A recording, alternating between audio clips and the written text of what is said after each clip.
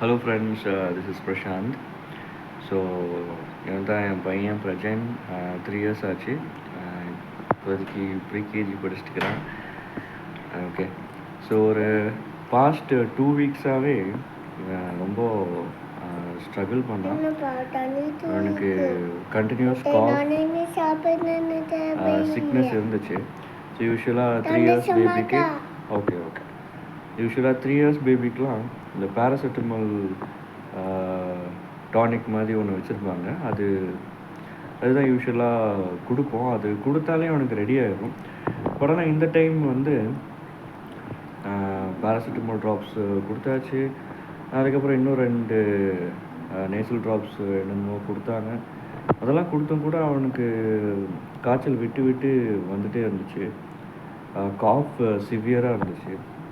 Night ஃபுல்லாக தூங்க முடியாமல் கஷ்டப்பட்டே இருந்தான்.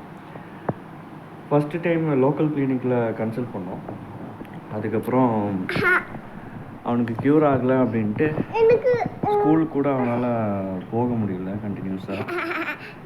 ஸோ நைட் ஃபுல்லாக இரும்பிகிட்டே இருப்பான். என்னடா இதுன்ட்டு ரொம்ப பயமாக இருந்துச்சு. அதுக்கப்புறம் ஒரு பெரிய ஹாஸ்பிட்டலுக்கு போனோம். அங்கே வந்துட்டு நெபுலைசேஷன் அப்படின்னு சஜஸ்ட் பண்ணாங்க. நெபுலைசேஷன் வந்து எத்தனை பேருக்கு கேள்விப்பட்டிருப்பீங்க அப்படின்னு தெரியல. நெபுலைசேஷன் அப்படின்றது அடல்ட்ஸ் வந்து யூஸ்வலாக ஆவி பிடிப்பாங்க. ஆவி பிடிக்கிற மாதிரி தான் குழந்தைங்களுக்கு ஒரு மாஸ்க் மாதிரி வச்சு அவங்களுக்கு வந்து ஒரு ஸ்மோக் வந்து இன்ஹேல் பண்ண சொல்கிறாங்க. ஸோ இந்த மாதிரி ஒரு 4 to 5 days கண்டினியூஸாக நெபுலைசேஷன் வச்சோம். அதுக்கப்புறம் தான் டாக்டர்ஸ்கிட்ட கன்சல்ட் பண்ணி எதனால் அப்படின்ட்டு தெரியுமா. இது வந்து பயப்படுற அளவுக்கு ஒன்றும் இல்லை. பட் ஒரு நார்மல் ஒரு சீஸ்னல் சிக்னஸ் தான். ஸோ தீபாவளிக்கு முன்னாடி ஒரு 2 வீக்ஸ் முன்னாடி அந்த ஹாஸ்பிட்டல் போனப்போ நிறையா குழந்தைங்களுக்கு இது ஏற்பட்டுருந்துச்சு. அப்புறம் தான் டாக்டர் சொல்கிறாங்க பையனுக்கு வந்து டஸ்ட் அலர்ஜி இருக்குது. டஸ்ட் அலர்ஜினால் அவனுக்கு வந்து சிக்னஸ் க்ரியேட் ஆகுது அப்படின்ட்டு சொன்னாங்க. ஸோ 3 வயசுலேயே டஸ்ட் அலர்ஜியா அப்படின்ட்டு கேள்விப்பட்டோன்னே ரொம்பவே ஷாக்காக இருந்துச்சு. ஸோ எப்படி இருந்தாலும் குழந்தைங்கள ஓரளவுக்கு ப்ரொடெக்ட் பண்ணலாம். பட் ஆனால் ரொம்பவே ப்ரொடெக்ட் பண்ண முடியாது. ஸோ அவனுக்கு வெளியே போகும்போது எல்லாமே மாஸ்க்கு வேர் பண்ணிவிட்டு கொஞ்சம் சேஃபாக கூப்பிட்டு போங்க அப்படின்ட்டு சஜஸ்ட் பண்ணியிருக்காங்க. ஸோ இப்போது அந்த ப்ரெசன்ட் சிக்காக 2 வீக்ஸ் இருந்த டைமில் ரொம்பவே கஷ்டமாக இருந்துச்சு. ஏன்னா நாங்கள் வந்து ஜாயிண்ட் ஃபேமிலியில் வாழல. நான், ஜமுனா, என்னோடய ஒய்ஃபு, பிரஜன் 3 பேர் தான் இருக்கோம். ஸோ பிரஜன் சிக் ஆகிட்டோன்னே 2-3 days நாங்களாம் பார்த்துட்டோம். அதுக்கப்புறமா எப்படியோ குழந்தைக்கு சிக்னஸ் இருந்துச்சுன்னா அது வீட்டில் இருக்கவங்களுக்கும் அது கண்டிப்பாக வரும். அதுக்கப்புறம் ஜமுனா என்னோடய ஒய்ஃப் அவங்களுக்கும் சிக்னஸ் ஆகிடுச்சு. ஸோ 2 பேருமே சிக் ஆகிட்டாங்க. அப்போது நானும் என்னோடய ஒர்க் பார்க்கணும்.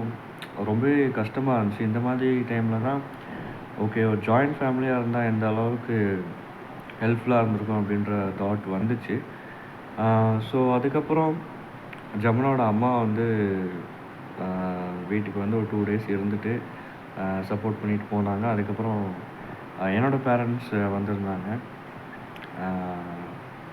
அவங்க வீட்டில் சாப்பாடெலாம் செஞ்சு எடுத்து வந்துட்டு இப்போ பிரஜனை ஹாஸ்பிட்டலுக்கு கூப்பிட்டு போகிறதுக்கு சப்போர்ட் பண்ணி அவங்க கூடவே இருந்து பார்த்துக்கிட்டாங்க. ஸோ அதுக்கப்புறம் தான் பிரஜன் ரிக்கவர் ஆகி இப்போது ஒரு பாஸ்ட்டு 3 days-ஆக தான் 3 daysக்கு முன்னாடி தான் அவன் ஸ்கூல் ஜாயின் பண்ணி ரெகுலராக போயிட்டுருக்கான். ஸோ குழந்தைங்கள பார்த்துக்கிறது ரொம்பவே ஒரு கஷ்டமான வேலையாக இருக்குது. ஸோ இந்த மாதிரி சூழ்நிலை தான் ஓகே நம்ம கூட பேரண்ட்ஸ் இருந்திருந்தால் நல்லா பெட்டராக இருக்கும். ஜாயிண்ட் ஃபேமிலி இருந்ததுனால் நல்லா சப்போர்ட்டிவாக இருந்திருக்கும் அப்படின்ற தாட்ஸ்லாம் வருது. ஸோ தனியாக வாழ்கிறவங்களுக்கு இந்த ஸ்ட்ரகிள்ஸ்லாம் கண்டிப்பாக அவங்க ஃபேஸ் பண்ணுவாங்க. ஒரு சில மிஸ் அண்டர்ஸ்டாண்டிங்னால ஜாயிண்ட் ஃபேமிலி வந்து நிறையா ஃபேமிலிக்கு ஒத்து போகிறது இல்லை. பட் ஆனால் இந்த மாதிரி சூழ்நிலையில் ஜாயிண்ட் ஃபேமிலி எவ்வளோ நல்லது அப்படின்ற ஃபீல் கூட ஏற்படுது. So that's it for today's video. என்ன பேச்சோ ஹாய் சொன்னியா நீ? ஹாய் சொல்லிடுங்க. ஓகே, அவனோட புது டாய் பேரட் கூட ரொம்ப பிஸியாக விளையாடிட்டு இருக்கான். என்னம்மா? ஸோ இந்த டைமில் குழந்தைங்கள பார்த்துக்கிறது ரொம்பவே ஒரு டஃப்பான டாஸ்காக இருக்குது. அவங்களோட ஹைஜீன், அவங்களுக்கு என்ன சாப்பிட கொடுக்குறோம், ஏன்னா எல்லாமே பார்த்து பார்த்து செய்ய வேண்டியதாக இருக்குது. ஒரு சில வீடியோஸ்லாம் நம்ம பார்க்கும்போது குழந்தைங்கள அசால்ட்டாக விட்டுடுறாங்க. அசால்ட்டாக விடும்போது அந்த குழந்தைங்களுக்கு ஏற்படுற சின்ன சின்ன விபத்துங்கள்லாம் வந்து ரொம்பவே கஷ்டமாக இருக்குது. சில குழந்தைங்க மாடியிலேருந்து விழுந்துடுறாங்க. சில குழந்தைங்க நாய்ங்களால் அட்டாக் பண்ணப்படுறாங்க.